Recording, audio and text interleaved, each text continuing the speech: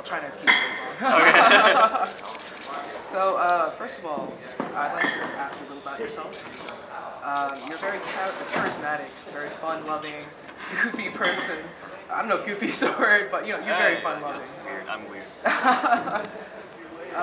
But even with all this popularity, you still find a way to be more genuine to yourself, to be true to yourself. How do you let that happen? I mean, I guess like more genuine, like more than being genuine. I think it's like, so whenever I go to these like kind of events and I see all these people that like appreciate like my music and stuff like that, I think it just makes me feel very like humble because Right. it humbles me because like the fact that I can just play something on YouTube and then all of a sudden like all these people from Houston know me. It's like really wonderful and just like I think for me it's just I do what I love to do and always great. playing violin is just what I love doing and the fact that I'm doing what I love and people are appreciating that I think just really humbles me and I think that's what keeps me like pushing harder always to important. just like keep my roots I guess right. Of course. As you said, you were from New Jersey. Mhm. You don't really have the Jersey accent. Yeah. It's like I'm Jersey, Yeah, I don't know why people think New Jersey people have accents, but I haven't really met anyone that says like New Jersey. Oh, So, okay. Were you born there? oh no, I was born in Korea, Seoul, Korea, and I moved here when I was 9. When did you move back to Korea? I didn't move back to Korea. I'm actually Okay. I went to school in Chicago for the past 4 years, and my hometown's still in New Jersey. And you said your major was in film, Yeah. filmography. What do you aspire to be when you follow your career? Eventually, I want to direct in the future, but right now I'm Okay. like really interested in like cinematography and just like everything. So everything. Is there a certain genre that you want to focus on other than K-pop? No, not really. I mean, I'm just kind of doing everything as I go, so anything that comes my way, I guess. Okay. Well, yeah, that's very important. Um, Now you're on this path of life where you've chosen to be a little difficult, but manageable. Do you think you can keep up with it? Is it tiring? Um, so I mean, right, I just graduated like last Congratulations, by the way. week. But yeah, I think it's kind of hard because like a lot of my friends are just graduating and they're getting like a full-time job, right, like a steady income job. Whereas I'm like, oh, I'm gonna move to LA and I'm gonna do YouTube, and then I take a step back and look at that, and it's just kind of like, what if like YouTube disappears? It's really iffy, and it's really scary, honestly. But so far I've done what I loved, and I just like had a really strong passion for what I've been doing, and it's taken me pretty far, like to like this day. So I'm just hoping that if I just keep up that passion, Absolutely. I think Follow your it'll dream. be pretty good. Yeah, just do it. Um, so you also mentioned that Korea is very fast-paced. When you first moved to Korea, how did you integrate yourself with it, or did it affect you in some way? How did you cope with it? Well, I mean, I like came to America when I was like pretty young, so I wasn't really used to that like fast-paced stuff, which is like more of modern Korea right now. So every time I go visit, it's kind of like hectic for me. Right. It's a little too overwhelming for me, but Oh, at the okay. same time, it's like the culture I never got to like really fully experience, which is why I enjoy it a lot. Okay. Well, as someone who is at least experienced a decent amount in both cultures, in the American culture and the Korean culture, how do you integrate both of them into your life, or which one do you prefer the most? I don't really have a preference. I really like different aspects of both of them, right? And I came when I was like 9, so my Korean was like pretty fluent, and then so I lived like half my life in Korea, half my Oh, life in okay. America, right? So I'm fluent in both languages, but at home I speak in Korean, and I've been keeping up with like Korean culture like through like online resources too. So I can relate to both really well, but for me I think it's just kind of like the situation, I guess. If I'm with like Koreans, I can kind of like swap to just like Korean Bob mode, right? Oh, okay, But if I'm with right. Korean Americans, I can be like fully American too, kind of thing. So it's kind of like a nice like utility, I guess, that I have because that I can just like switch back and forth. Okay, that's very catchy. Yeah.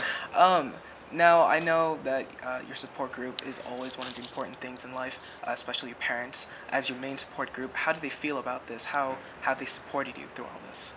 So when I first started, I mean, my dad was kind of against it because I'm like putting myself on like social media and just like into the public. So it's Right. kind of like making myself vulnerable, kind of, right? So yeah, um, I mean, they've always, when I said I wanted to do YouTube and I'm just gonna keep posting covers, at first they're kind of like, I don't know if that's the thing. But then once they came, like, I think they like fully switched when I did a collaboration in Chicago. They came to watch me perform for the first time, Okay. and then I won that show. And then ever since then, I think They for kind of them see. to see Right. like, oh, he's just posting videos on YouTube, that's not gonna do anything. But then they came to a show and they're like, wow, he actually has these many followers, and he won that competition just now. So I think that really like, United something yeah, in and them. then they kind of like gained the trust. Like, I mean, they've always trusted me my entire life and all the decisions I made, but since this was kind of like a life changing like decision, To see you actually become a big yeah, star. yeah, so they're very supportive, and like my dad watches my videos all the time. So. Well, I know as a Korean descent, or an Asian descent of any kind, it's always hard to gain the trust of your support group. So that's always a major thing. Um, Now, for the songs you perform, is there any particular ones that you prefer, or the ones that are your favorite? The ones that are my favorite are the ones that I I wanted to do the cover of, kind of, because a lot of my songs are influenced by like my followers. Like I kind of play what they want to play, Okay. right? But Kind of like improv. yeah, but it's kind of like, I don't know. I don't really think music has like a barrier in like genres and everything. I think everything's like honestly like just like combined. So I don't really have a preference, Right. but I do have like a couple favorite covers. But yeah, I don't really have a preference. I like all of them. Yeah. Again, as I said, you're a very fun-loving, goofy person who's also very focused, and you know what you're doing. You're very precise. Thank You're obviously very hardworking, and it shows that in your performance and your videos. So I know that takes a lot of hard work and effort. Exactly, how do you manage all that, especially as a fresh graduate? Um, I feel like it's gonna be a little easier to like manage now, but then like back in college it was really hectic because I had to deal with going to classes and like keeping this up. But I think for me it's like, I like, once I start something I can't stop until it's done, kind of thing. Okay. So starting YouTube was kind of like that same thing. I can't just stop. And then all these like little projects, like including like classwork projects, stuff like that. Right. Once I started, I can't stop. So I think for me, just I kind of like overloaded like work on myself, but lack of sleep throughout the past 4 years really helped, I think. So yeah, I actually don't really manage it that well. Like if I do too well on something, let's say if I'm like focusing on academics too much, then obviously the other stuff will go down. And I Others also are like equal dance in parts. college, so it's like a triangle kind of thing. Like for me, it was like YouTube, dance, school, right, and then also friends and stuff like that. So it's just like, it's kind of like just like a stand. And then if something goes bad, something goes well. Just like. You were talking about how you're involved in b-boy. How did you get into b-boy and performing in violin? And why B-boy? violin of everything? Uh, Oh, sorry.